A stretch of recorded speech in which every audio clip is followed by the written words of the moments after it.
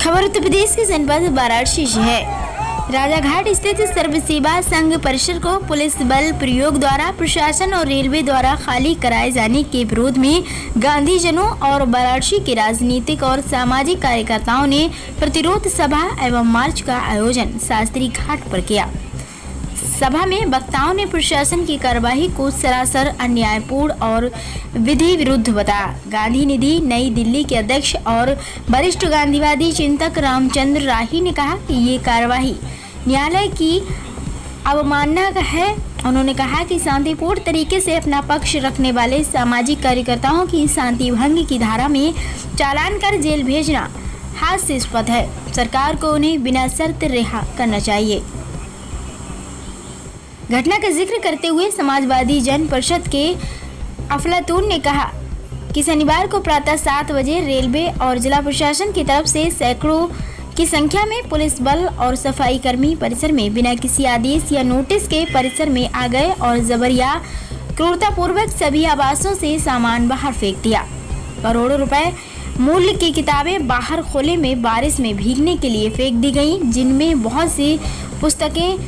दुर्बलतम police प्रशासन और railway की इस संयुक्त कार्यवाही के दौरान किसी को भी बाहर से आने जाने पर रोक लगा दी गई थी और परिसर की बिजली भी काट दी गई थी। मीडिया का भी प्रवेश प्रतिबंधित था। प्रशासन का ये कृत्य अलोकतांत्रिक और अवैधानिक है कि सरकार गांधी, विनोबा और जेपी के विचारों से डरती है और उनसे जुड़े स्मारकों और पुस्तकों को नष्ट करने पर आमादा है।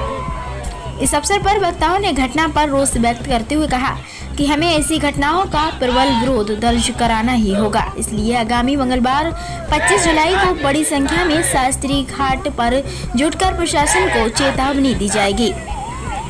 एएचएन न्यूज के लिए सुभाष शास्त्री की रिपोर्ट।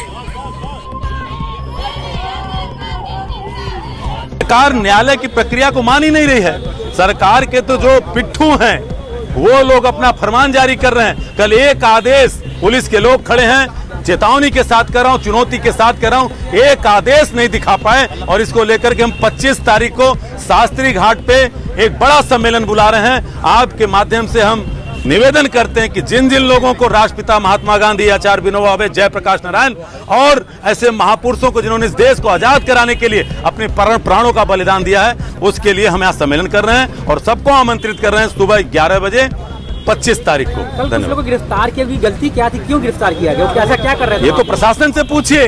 प्रशासन ने 151 के तहत भेजा है, कह रहा शांति भंग कर रहे हैं। मुट्ठी भर लोग हैं, अब 500 की संख्या में जिला प्रशासन गुंडागर्दी कर रहा है। 500 लोगों की आवाज ज्यादा होती है कि 8 लोगों की आवाज ज्यादा होती है? जिला के अधिकारी से पूछिए। वो शांति भंग कर रहे थे कि 500 लोग जो सोए हुए थे उनको जाकर के छोटे छोटे बच्चों को आप उठा दे रहे हो। महिलाओं को जो सुबह सुबह अपने चौका बेलना बासन करने वाली थी उनको कह दे रहे हो कि निकलो। अरे इतनी क्रूरता! कानूनन तो आप 30 दिन का समय देते। जो लोग रह रहे थे 30-30, 40-40 साल से रह रहे थे, उनका वो केवल एक घर नहीं था, वो राष्ट्रपिता की उस विरासत को आगे बढ़ा रहे थे। तमाम ऐसे गांधीवादी चिंतक वहां आज पिछले 6 दशक से आते थे। 63 साल से रहने वाले लोग को कहा जाता अवैध हैं। सुप्रीम कोर्ट कहता है कि अगर आपके पास किसी जमीन पे आप रह रहे हैं नहीं तो अवैध हैं। वो तो अवैध तरीके से रह रहे थे। तो पूरी तरह से कानून की अनदेखी की गई, संविधान की अनदेखी की गई और हमारे डेमोक्रेटिक राइट्स की अनदेखी की गई। ये सत्याग्रह हम छोड़े नहीं है, हमने उसका क्रम जारी रखा है। हमारे जेल के साथी आएंगे तब भी चलेगी। ये सत्य की लड़ाई है और हम जब तक उस सर्वसेवा संघ के प्रति हम अपनी लड़ाई को तब तक जिंदा रखेंगे जब तक न्यायपूर्ण तरीके से हमारा सरकार या न्यायालय उसका न्याय नहीं करता। ज्ञापन किसको दिया आज आप लोगों ने? ज्ञापन आज हम लोगों ने राष्ट्रपति द्रौपदी मुर्मू जी को दिया है और आपके चैनल से कहना चाहता हूं कि बारंबार जो यहाँ के पुलिस के सक्षम अधिकारी आए थे, मैंने बार बार कहा कि हम किसी गजेटेड अधिकारी को देना चाहते हैं। राष्ट्रपिता का अपमान कर रहा है जिला का कलेक्टर और कमिश्नर। बताइए, राष्ट्रपति को हम ज्ञापन दे रहे हैं और एक सक्षम अधिकारी आप नहीं बुला सक रहे हो। अभी एक भारतीय जनता पार्टी का कोई नेता आ जाएगा, सारे डीएम से लेकर सारे लोग खड़े हो जाएंगे। इसलिए हम उस ज्ञापन का अपमान नहीं करना चाहते थे।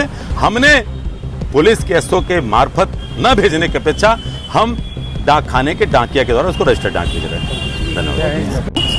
सर्वोदय की वरिष्ठ मैंने कहा सर्वोदय की कार्यकर्ता हूँ और सेवाग्राम आश्रम से मैं कभी सोचा आती था हूँ। आपने जिस तरीके से कार्रवाई और ये सोचा हमने तो मैंने कहा आज मैंने कहा 1947 वाला जो भारत क्विट इंडिया मूवमेंट जो हुआ था सेवाग्राम से, आज बनारस से वो क्विट शासन का मूवमेंट शुरू होना चाहिए और वो शुरू हो गया है। और जब जब दर्द बोलता है, जब जब सिंहासन डोलता है। जो सर्व सेवा संघ के बाहर जो लगाया गया है एक अनाधिकृत उन्होंने कब्जा किया और लिखा कि ये रेलवे की संपत्ति है, इस पर रेलवे का कब्जा है, कोई अंदर आएगा वो अपराधी घोषित होगा। बताइए, उल्टा चोर कोतवाल को डांटे। सर्व सेवा संघ की वो संपत्ति है, सर्व सेवा संघ की वो वैचारिक संपत्ति है, सर्व सेवा संघ की वो धरोहर है। और सर्व सेवा संघ में कौन लोग थे जो महापुरुष, जो रेलवे मिनिस्टर लाल बहादुर शास्त्री जिन्होंने इस्तीफा दे दिया था रेलवे एक्सीडेंट पर, उन लाल बहादुर शास्त्री के हाथों की वो जमीन खरीदी हुई है और उनके हस्ताक्षर रचित है, उसको आप कूट रचित कहते हो? आप राजेंद्र प्रसाद जी भारत के राष्ट्रपति को आप कूट रचित कहते हो? इस हद तक आप इतिहास को बदलने में इतिहास बदलेगा क्या आपके नाम से? इतिहास याद करेगा और इतिहास बार बार आपकी इन जो अवहेलनाओं का, संविधान की जो आपने अवहेलना की है और आपने जो by the people for the people और ऑफ द पीपुल का हम जो संविधान में कहते हैं, लेकिन मैं कहती हूँ